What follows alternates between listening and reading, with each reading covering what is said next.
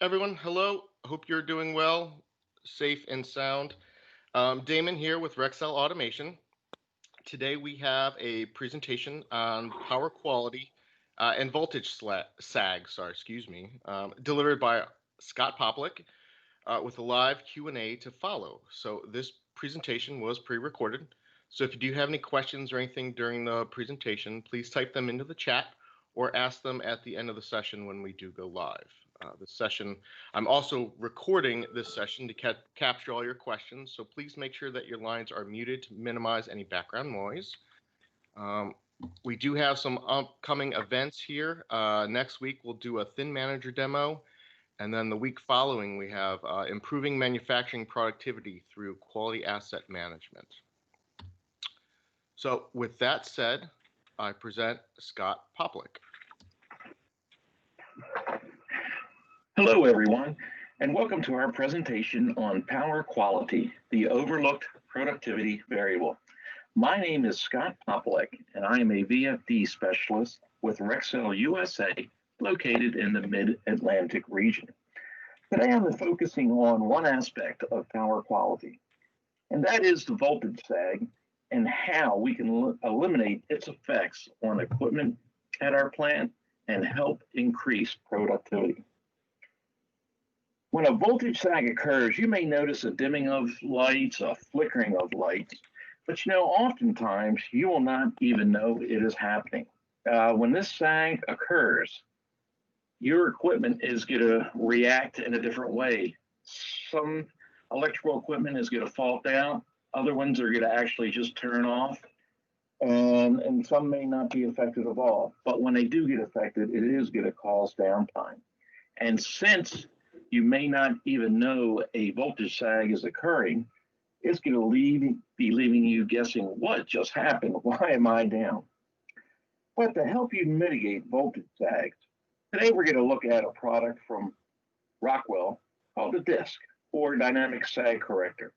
And this DySC will help you ride through sags and keep your process running. So let's get started and talk about voltage sags, the DySC product, and even talk a little bit about voltage sag detection in the end. So today's topics, we're going to touch on power quality and power reliability. What are voltage sags, and what is the effect of voltage sags on my facility and my equipment? And how can I use that Rockwell DySC to mitigate voltage sags? And if your facility doesn't have a power monitor or any way of looking at the incoming power, then I'll also show you a system. It's called iSense and iGrid, where with iSense, you actually monitor the voltage, incoming voltages, detect and record, and get real-time notification if you have a voltage anomaly, through text or email. And iGrid is a cloud-based system where that information is actually stored so you can go back and look through.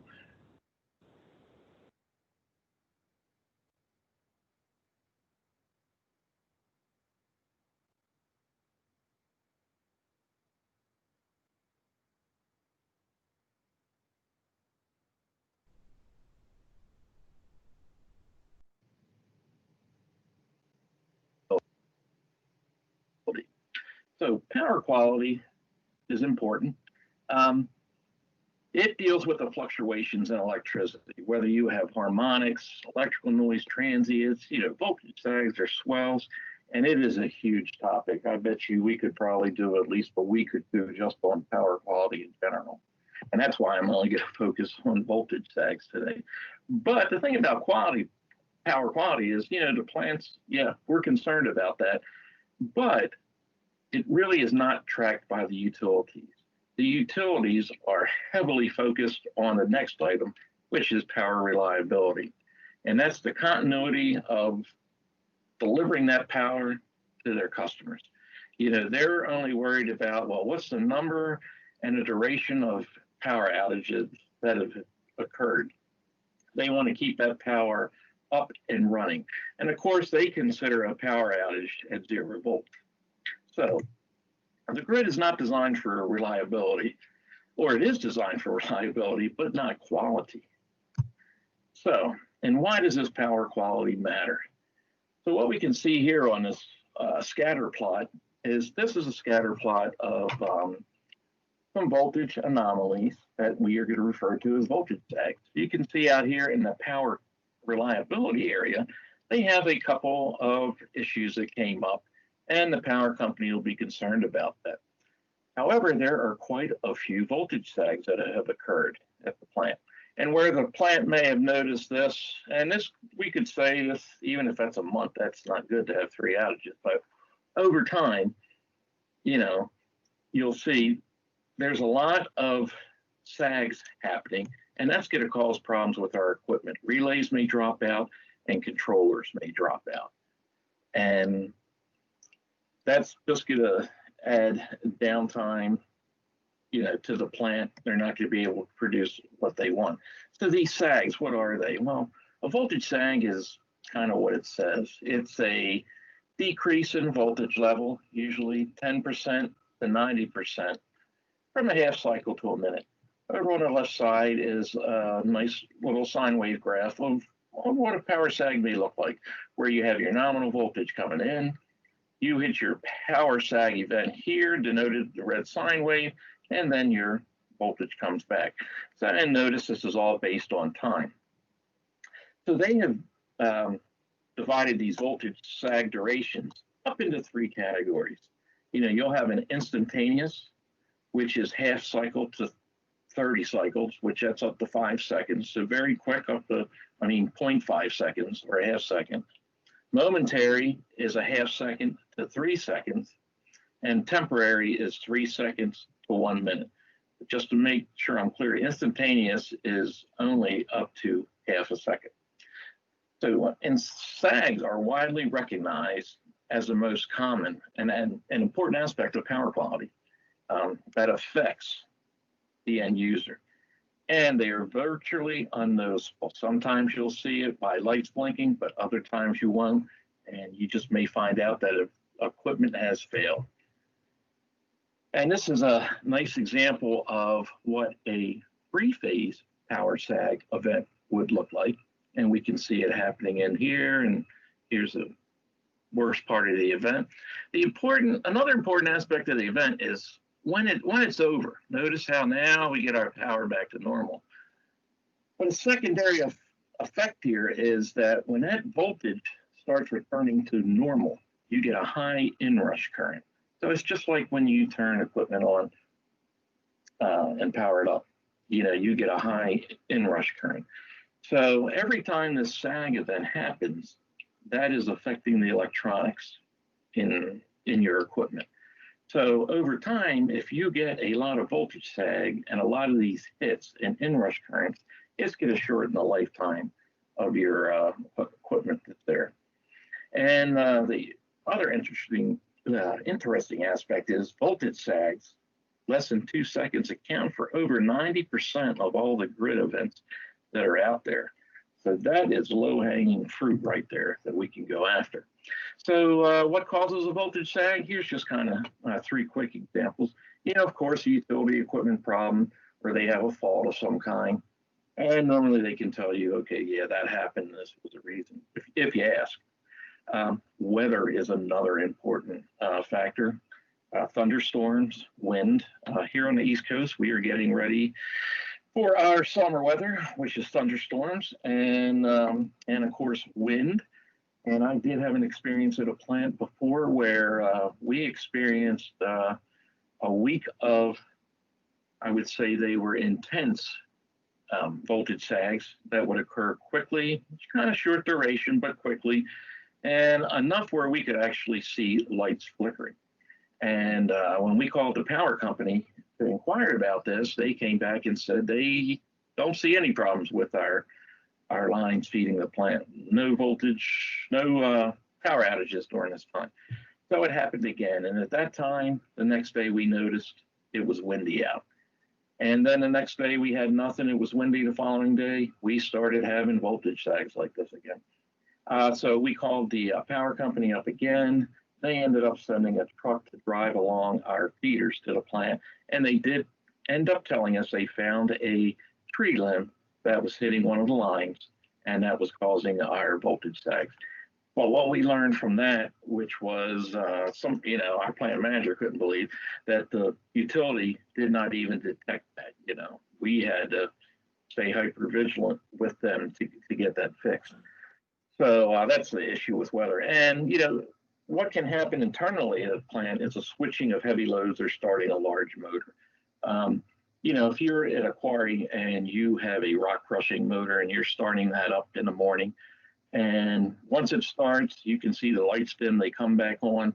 Everything may look like it's running. The important part of it's running the rock crusher, but that could be affecting some other equipment in the quarry when you get that voltage sag on that. So they're just some of the causes of the sags. And so now how does this affect our equipment out there in the plant?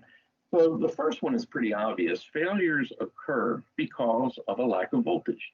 So, and that's the most obvious reason. The equipment is designed to be maybe plus or minus 10, 15% of nominal voltage.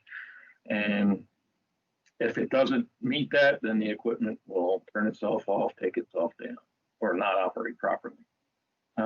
Sometimes equipment have built-in protection, just like say a piece of inspection equipment, whether it's a bottle fill height or it could be a metal detector. The company will design in an under voltage trip. So if that nominal voltage does go down below a certain percent, it trips the machine off because they can't guarantee the integrity of the inspection.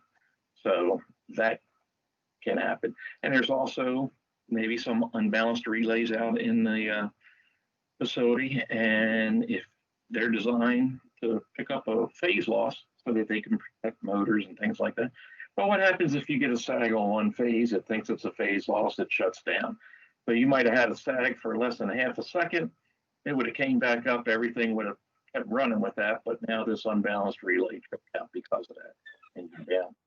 And also, these sags can interfere with emergency stop circuits because you could have a safety relay act quick enough that to a sag that now it interprets it that emergency stop is pressed and it stops everything.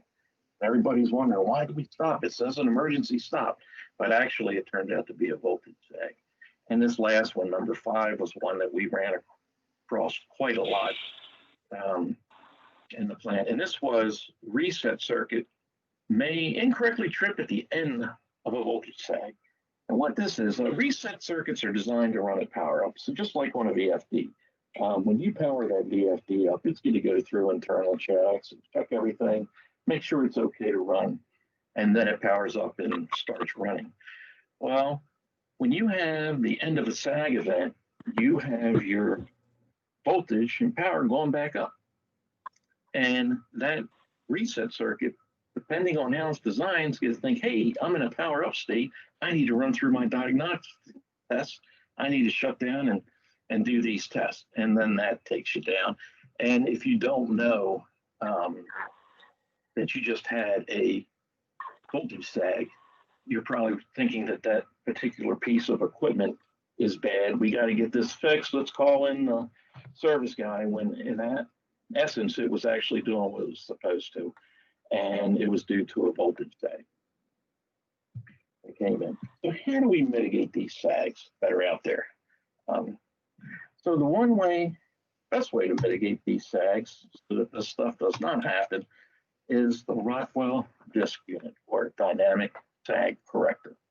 The DySC is a battery-free UPS, and it provides up to 5 seconds of ride through for an event. So it's a battery-free UPS. So you can consider it a UPS, however, it's not going to give you that long-term ride through of a minute, 15 minutes, 30 minutes, like a battery-backed UPS. This DySC unit is designed to give you up to 5 seconds of ride through for those voltage anomalies, the voltage sags that are 90% of the grid issues that only lasts 2 seconds or under. And that's what this was developed for. Now, they developed this, it can handle different US and international voltages if needed. It's scalable. As you can see, we have a single phase unit up to 50 amps, a three-phase unit that goes to 200 amps, and a three-phase unit that goes to 2400 amps. So depending what is important in your process, you can protect. You don't have to protect everything. You can just protect what is important to you. And the features of the disc and the benefits cover what we just talked about that were problems before. It prevents down times against these short-term sags, even protects down to 0 volts. And now, since you are riding through these sags, so the equipment is not seeing it, then that means you're not getting that inrush every time at the end of sag event. That can shorten the life of your equipment. And again, it's scalable and it's environmentally friendly because it does not have any batteries. I mean, it's virtually maintenance free. With those UPS units, you got to dispose and purchase new batteries every 3 to 5 years and install them. And I tell you, 3 to 5 years sounds like a long time, but when you have UPS units, you're not. It's not. And then sometimes you need them in the plant anyway, but that time does seem to fly.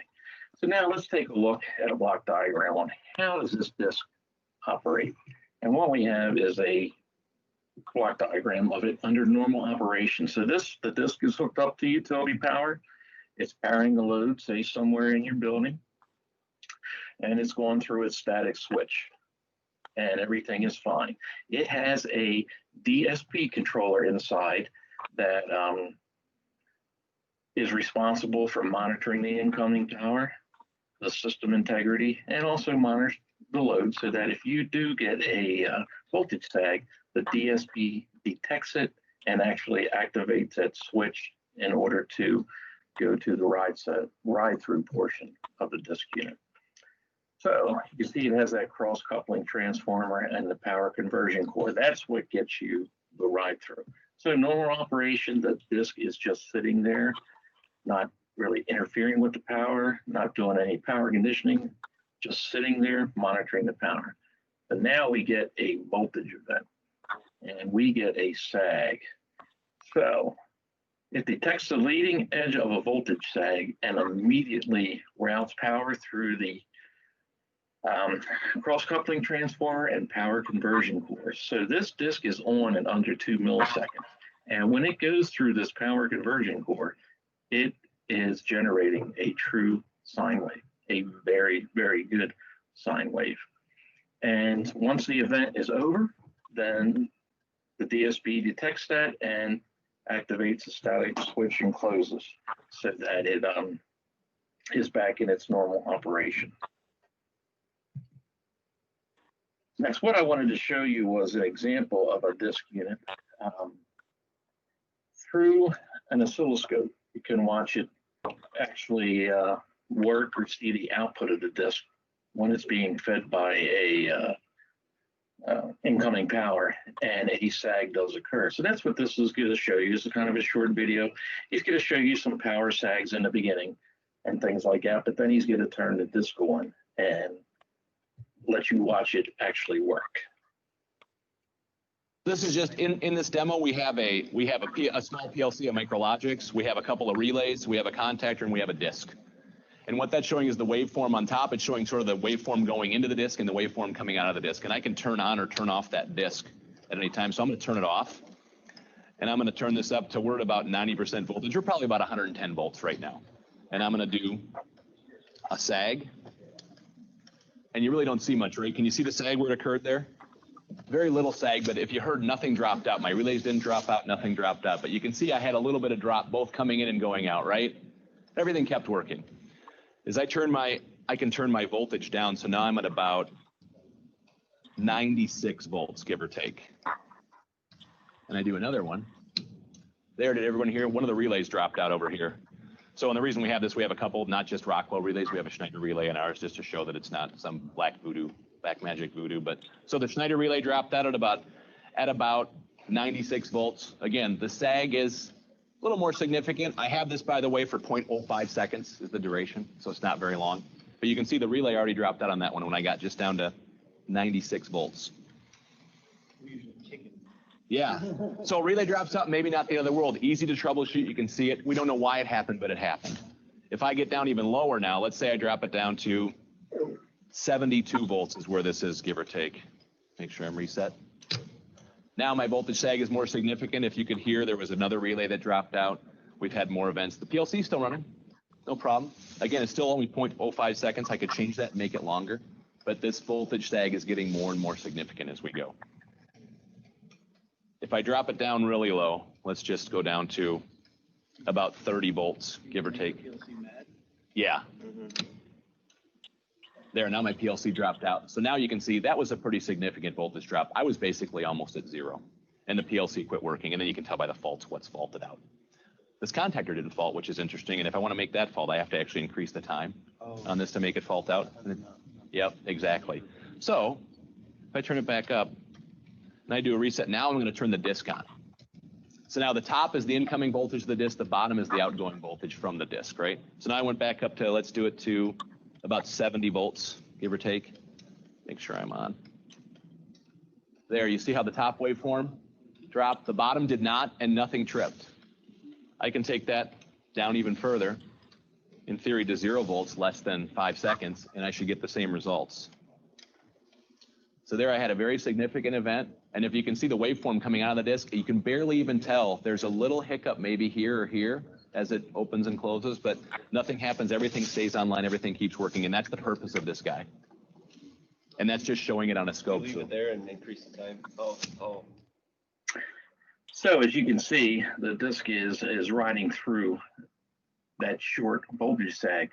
The other interesting thing I hope you can see is the waveform of the disk as it pertains to the incoming power, and how the disk waveform is much better. That was just an interesting aspect of this video. But that is what the disk will do for you, so that you do not have equipment fault, dropout, reset on you, and you're protecting the equipment from, inrush current 2 when the sag event is over. So here is what the disk portfolio looks like right now. And we can get you literature on the rest of this. So that, again, like I said, we had the mini disk, the pro disk, and the mega disk. And just gives you, some are DIN rail panel mount, some are pull panel floor mount. And of course, the mega disk is floor mount. And what temperatures and all they can handle. The energy efficiency is 99% plus. And here's where they're kind of used at. So the mini disk, which is single phase, normally is for control panels and things like that. If you have equipment to protect inside a control panel, that's all you need to do. That's good up to 50 amps. Machine systems, you want to go with pro disk. So if you have a machine, maybe you also have a small line. That one went up to 250 amps. You can use a pro disk for that. Or if you have a VFD that's very important to keep up and running, you could use the pro disk. The mega disk is for large machine, maybe a large line, a process, a building, or even a plant, depending on what you need. Again, you have a scalable solution so that you just don't have to spend the money to protect everything. You can spend that money on just the critical equipment that you need to protect. So now we know how we can mitigate voltage sags. But what about if you do not have a way currently to tell if you're experiencing or how many times you're experiencing voltage sag? Because some facilities may not have a power monitor and to be able to do that. So this is kind of what Rockwell has as an inexpensive option to take a look at the incoming voltage to a plant, to a building, and be able to analyze it and see, hey, what do I need to increase my productivity on the floor so I'm not down due to voltage anomalies. And what it is called the iSense and the iGrid. These are the two products. The iSense is a voltage monitor, and you need to use iGrid with it, and I'll show you that in a few minutes. But so you're going to get event monitoring for voltage sags, under voltage, over voltage. any kind of interruptions and things like that. So you'll know when they started, when they ended, magnitude, and all that kind of stuff. So, and you can buy them, you can do it for single or three phase. And this iSense pushes that data up to the iGrid network on the cloud. And then the iGrid is the database. It houses all the events that you're connected up to with the iSense, but also other iSenses around the entire world. And like I said, you need iGrid with iSense. And there's the list price for subscription per year for iGrid. But with this information you get from these two items, it really steers you in a direction you need to go to handle your voltage anomalies, especially what we've been talking about today, the SAG. So the iSense is cost effective means of doing this. You do have to have an internet connection. It is required. And that connection can be through the company LAN if IT department allows it, or we can also supply a cellular connection from one of our Rockwell and Compass partners to get that iSense to the internet, to the cloud. Even though the iSense is only sending outbound data, it doesn't take any data inside. Sometimes, IT departments are very strict with their security and won't allow it. But we can provide some information to IT departments so they can make a judgment on if they want to run that through the company LAN. Now, iSense it's fairly easy to install and connect up into program. We've had plants that have done it. Now, we've also had plants that would say, get that unit installed, and someone from our Rexel services group will go and actually set it up through a web-based program right into the iSense to set it up to work. You can do that, or you can even utilize Rexel, where we partner with an electrical contractor and give you a quote for a turnkey system to get that all up and running for you. Once you have the iSense installed, now we can start looking at the actual data. You can now see your information from iGrid. So iGrid is they say power quality monitoring.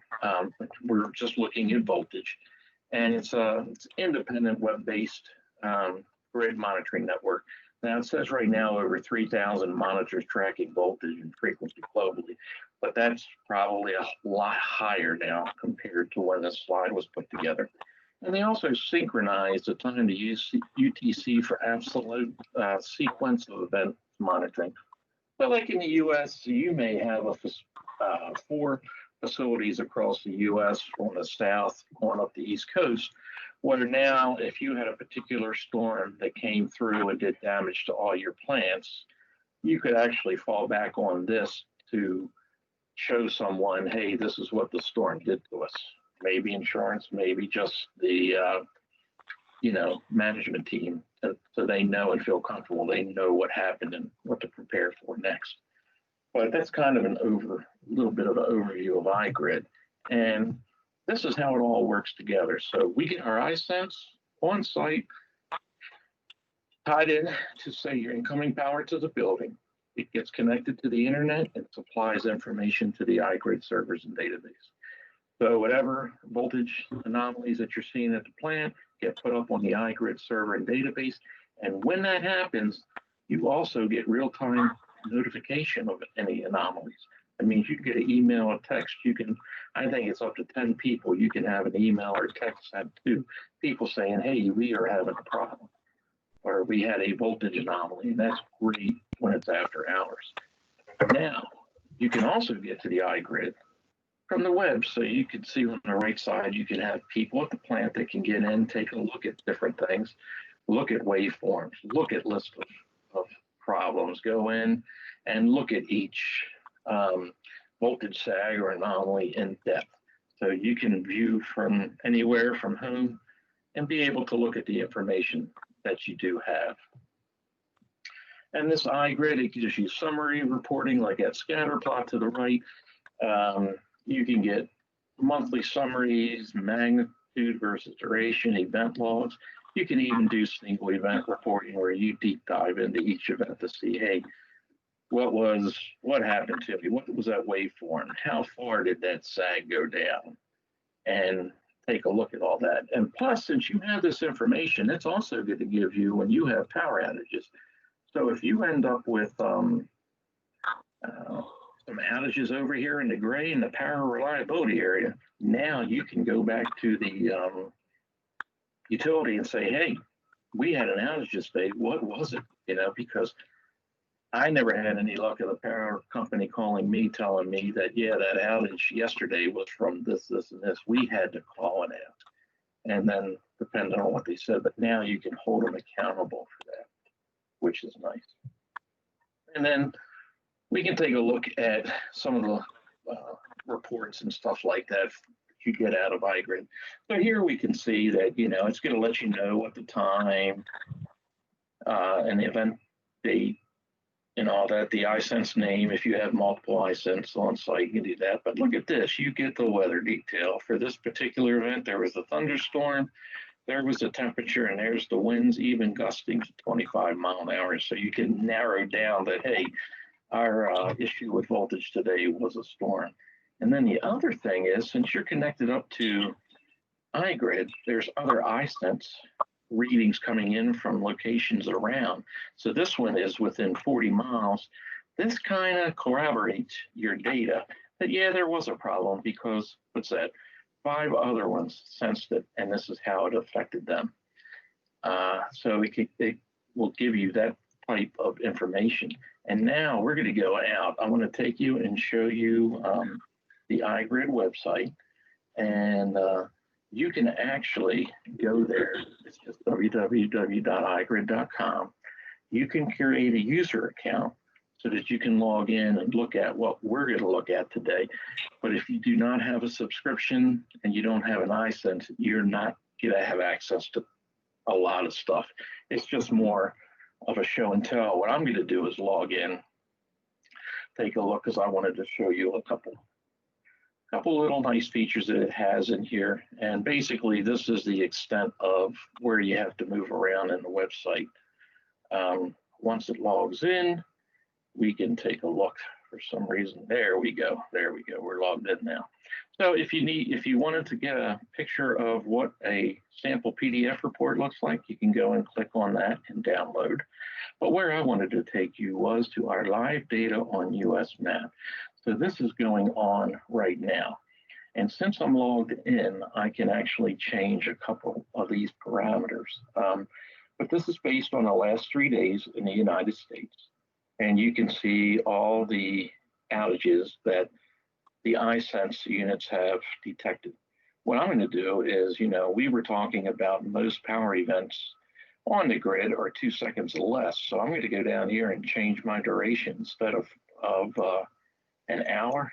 Let's go down and see how many of these disappear under 2 seconds. So what I'll do is I'll hit search, and let's take a look at this when it comes up.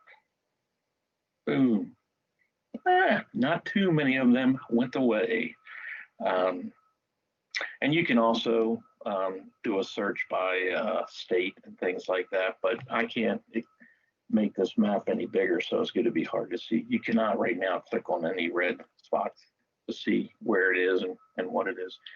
The other thing, you can get a list of events to take a look at, and we go down here, take a look. Remember we were talking about durations. Here's instantaneous duration. There's a momentary. And if we take a look at, you can click, it's not going to give you much information. We can see that area, but that sine wave is not very good at that point. But it will give you the state. There's one that happened in, I guess these are all Indiana. They must be having storms or had storms. But that's what you can get out of iSense and iGrid to let you know what's happening at the plant as far as your voltage and things, and to help you make decisions and be proactive when things do occur. Funny thing is at our plant, We did not have iSense. We did not have, the iGrid. We didn't have a power monitor. What we had in my office was an LED clock radio. When we went home and we came back in, we looked at that LED clock radio, and if it was blinking, we knew we had a power outage. And that's how we detected it, because sometimes we did not have people at the site at night, and we would not even know that the power went out until we came in that morning.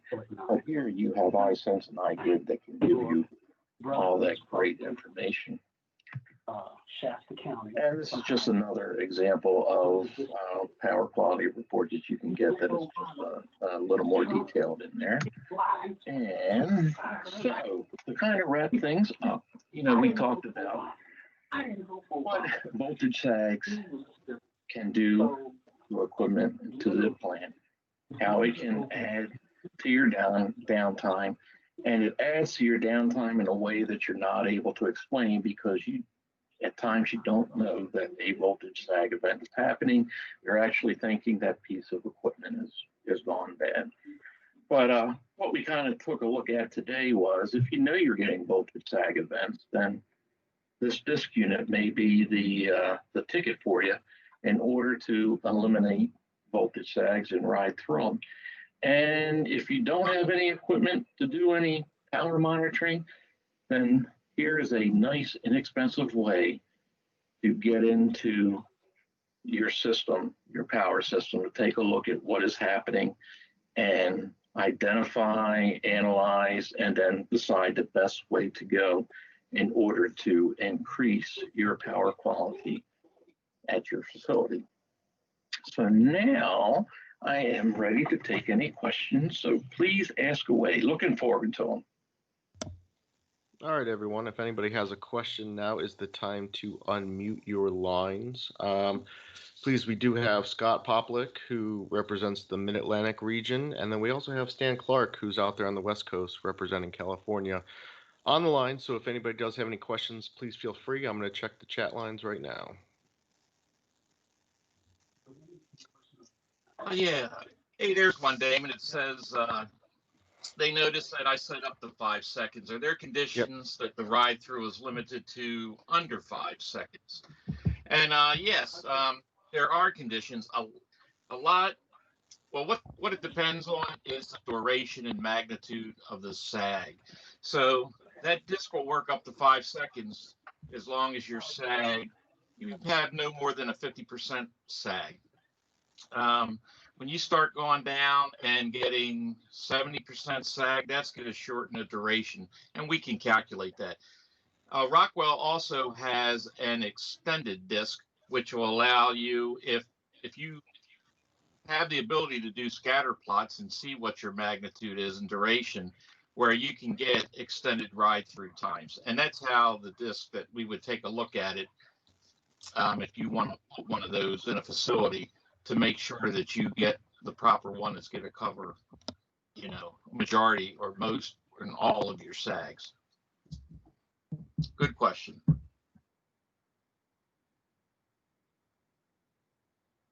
Scott, we got another one coming in. What type of CTs does the iSense require?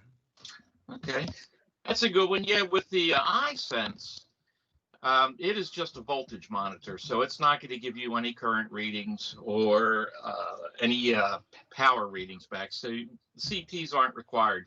You just wire your incoming power right into the iSense, and then it'll take all the voltage measurements. So no CTs are required. Thank you, Scott. You're Thank you, welcome. Ben, for the question, and thank you, Gregory, for the question as well. Anybody else have any questions for Scott while we have him on the line? If not, Scott's contact information is up on the screen. So if you do have any questions, please feel free to grab him, or Stan Clark if you're out on the West Coast. With that said, I don't believe we have any more other questions coming through. So we will complete the session now. Thank you all for your time today. Next week, we've got Rockwell Automation's Thin Manager. So please tune in for that. Oh, we do have another question coming in. You only get about 25 to 50 milliseconds of ride through with 0% remaining on all 3 phases. Hold on, Yep. let's see. Good point. Yep. Extended ride through may give you up to 250 milliseconds. So it really depends on the event and how much will happen. Thank you, Terry.